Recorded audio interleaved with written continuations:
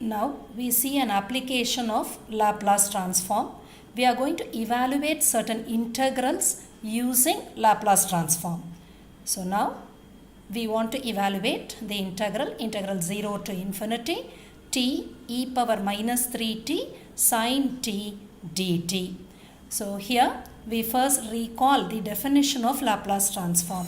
So the definition is L of f of t if you have, it is integral 0 to infinity e power minus st f of t dt. Now let us compare this integral with the given integral. I have just written both integral 0 to infinity e power minus st f of t dt, which is the definition of L of f of t, and I have written the given integral 0 to infinity e power minus 3t t sin t dt. Now comparing, so the power of e is minus st here and minus 3t here, thereby I get s is equal to 3, and in the place of f of t I have t sin t. So now this is actually what you have here is the Laplace transform of f of t. What's my f of t? T sin t. Only thing is in the place of s it is 3. Therefore the given integral is Laplace transform of t sin t with s equal to 3. So first we will evaluate L of t sin t and finally we will put s equal to 3. Now for finding L of t sin t, the first step is evaluating L of sin t. What is the coefficient of t here? A is 1. So whenever it is L of sin a t, it is a divided by s square plus a square. My a is 1, therefore it is 1 divided by s square plus 1 square, or 1 divided by s square plus 1. Now L of t sin t.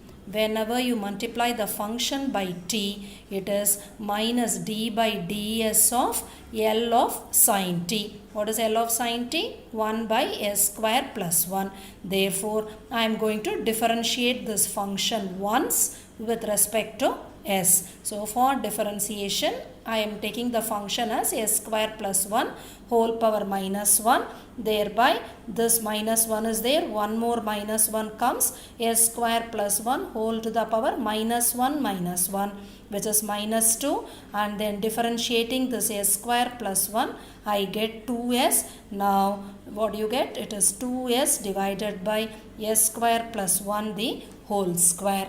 Therefore, the given integral 0 to infinity t e power minus 3t sin t dt will be L of t sin t, which we have already found out. In that, I am going to put s equal to 3. So, this is my answer, 2s divided by s square plus 1 whole square. Wherever you have s, you have to write 3.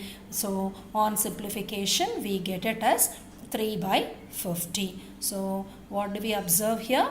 We are able to evaluate one integral using Laplace transform, but it is very specific. The integral has to be 0 to infinity and it should be in this particular pattern. Only then you will be able to apply Laplace transform. Now the next example, it's integral 0 to infinity e power minus t cos a t minus cos bt divided by t dt. Here again we are going to compare the definition of f of L of f of t. This is the definition with the given integral. So in the place of minus st, I am having minus t, thereby my s is equal to 1, and in the place of f of t, it is cos a t minus cos bt divided by t. So the given integral is the Laplace transform of this function. Laplace transform of this function. Only thing is my s is equal to 1 here. Now already we have done in sum number 3.2. We have already worked out this L of cos AT minus cos BT by T. We have already got the answer. So please refer to that sum. You have already have the answer as log of s square plus b square divided by s square plus a square power half. Now I replace it by 1. So wherever you have s, you are going to write it as 1. Therefore, we get it as log of 1 plus b square divided by 1 plus a square power half. So we are able to evaluate certain integrals using Laplace transforms. Now you can do these sums for practice. The first two sums are division with t, and the second two sums are evaluating integrals using Laplace transforms. Thank you, students.